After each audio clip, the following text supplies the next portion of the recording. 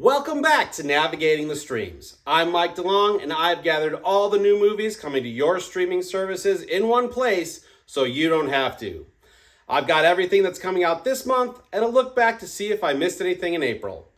Without further ado, let's see what's coming out in May. First up is Netflix. On the first, we have two movies coming out from Spain, My Dearest Senorita and Son-in-Law, not the Pauly Shore classic. Son-in-Law is a dramedy about an ambitious man who becomes a feared political operative. Also on the first is the animated movie Swapped. A small rodent and a majestic bird swap bodies and must work together to survive a wild adventure. No relation to Pixar's Hoppers. And finally on the first we have a rom-com called You Always. A man realizes he's in love with his best friend when she becomes infatuated with an author. On the 7th, USA 94, Brazil's Return to Glory comes out. It's a documentary about the 1994 World Cup, which is the first one I remember, with player interviews and never-before-seen footage. On the 8th, Remarkably Bright Creatures comes out. It's a drama where night shifts at an aquarium with an octopus help a widow manage the trauma she's experienced. On the 12th, we have another documentary. This one, Marty, Life is Short, detailing the life of comedian Martin Short. On the 15th, the crime documentary The Crash is released. It's about an accident that kills two young men and leads to 12 felony convictions for a young woman. On the 16th, The Black Phone 2 comes out. It's a horror sequel where Finn struggles after captivity while his sister begins to receive calls about three boys who are being stalked. On the 19th, there's a comedy special from Wanda Sykes called Legacy being released. And on the 22nd, Gabby's Dollhouse the movie is moving from Peacock to Netflix. Also on the 22nd, the comedy Ladies First. A male chauvinist is transported to a matriarchal society and gets a taste of his own medicine, with Sacha Baron Cohen and Rosamund Pike. On the 27th, Room to Move comes out. It's a documentary where dancer Jen Freeman explores identity through movement after being diagnosed as autistic later in life.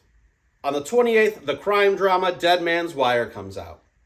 A real estate developer takes a mortgage broker hostage based on a true story from 1977. And finally, the animated movie Goat is supposed to come out sometime this month. A young goat gets a once-in-a-lifetime opportunity to play rollerball professionally with the fastest and fiercest competitors. I have 5 recommendations on Netflix this month. The original Jumanji from 1995 is a great adventure with some dated CGI. National Lampoon's Animal House is always a great watch. Starship Troopers, where a fascist world government must fight alien bugs. The Land Before Time. If you haven't traumatized your child yet, are you really parenting? And the sci-fi movie Under the Skin, which just is a weird one, but you gotta watch it. I missed one thing in April, a comedy special from Sarah Millican called Late Bloomer. You might recognize her from series 14 of Taskmaster. Next up is Hulu. On the 2nd, Hollow Road comes out. It's a thriller where two parents are in a race against time after receiving a phone call from their daughter who caused a tragic accident. On the 8th, the horror movie We Bury the Dead comes out. Ava, played by Daisy Ridley, is searching for her husband after a military disaster causes zombies to rise. On the 12th, another horror movie is coming out called Abraham's Boys. This one is about Van Helsing moving his family to the United States to escape their past. On the 22nd, Best Animated Feature nominee Arco comes out. A girl witnesses a boy in a rainbow suit fall from the sky and tries to help him return to the future. Also on the 22nd, The Home comes out. It's a horror thriller where Pete Davidson plays Max, a new employee at a retirement home where he finds out that everyone is hiding sinister secrets. On the 26th, we have yet another horror thriller coming out. This one is called The Descendant. A man haunted by family tragedy must confront his demons before his child is born. Some recommendations on Hulu include The Last Duel from Ridley Scott with hints of Rashomon in it. Only Lovers Left Alive is a strange vampire movie without any horror whatsoever. and The Prestige, which may still be my wife's favorite Christopher Nolan movie. If you're enjoying this video, please like and subscribe. Share it on your socials so your friends don't miss out on any new movies. HBO Max is up next on the first Wuthering Heights, this year's adaptation of the classic novel starring Margot Robbie and Jacob Elordi, advertised to be pretty steamy, but I heard was actually pretty tame. On the 4th, Perilous Passage: Birth in America comes out. It's a documentary discussing maternal health in America after the Supreme Court overturned Roe v. Wade, including the rise in maternal mortality and trauma. On the 8th, the survival thriller Greenland 2: Migration comes out.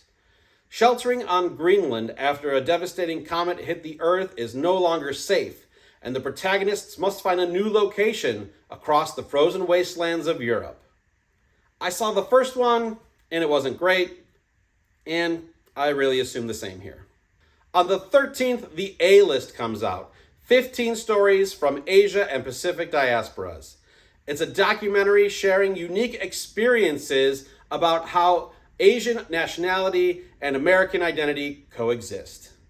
On the 15th, the thriller Lurker comes out. A normal man gets caught up in the life of a rising musician where access becomes a matter of life or death. On the 22nd, Symphony, a comedy special from Josh Johnson comes out. You may recognize him from The Daily Show. On the 29th, Miss You, Love You comes out. A widow plans her husband's funeral, but her son sends his assistant in his stead, so she grieves with a stranger. And finally, on the 29th, the Sundance hit The Moment comes out. Charlie XCX stars in this mockumentary about a rising pop star preparing for her debut arena tour and dealing with all the complexities that comes with it. Amazon Prime is up next. On the 8th, the Italian comedy No Place to Be Single comes out. A childhood friend turns Elisa's life upside down when they come back into her life in a small Tuscan town. On the 17th, the crime thriller Hunting Season comes out. Mel Gibson plays a survivalist who, along with his daughter, rescue a woman from the river, involving themselves with a brutal criminal. On the 20th, Tom Clancy's Jack Ryan Ghost War comes out. It's a political thriller where Ryan reunites with CIA operatives facing a past they thought was over. I missed one movie on Prime last month, Crime 101, the Chris Hemsworth crime thriller that came out earlier this year. We've got two things coming out on Peacock this month. First, on the 8th, Another Man's Wife. A millionaire makes a shocking offer to a couple in crisis. And on the 22nd, Kill Bill, The Whole Bloody Affair. Volumes 1 and 2 are combined into one movie, the way they were always meant to be. One movie I can't pass up recommending on Peacock is The Blues Brothers.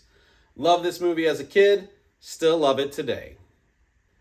Nothing new on Paramount Plus, but I do have two recommendations: Seven Psychopaths from Martin McDonagh and the Kevin Kline comedy In and Out. Skipping over Disney Plus and going right to Apple TV, we've got Propeller One-Way Night Coach coming out on the 29th. It's a family drama where a boy and his mother are on a life-changing flight across the country to Hollywood, based on the book by John Travolta. That's all we have for this month. Thanks for watching, and I hope you enjoyed this video.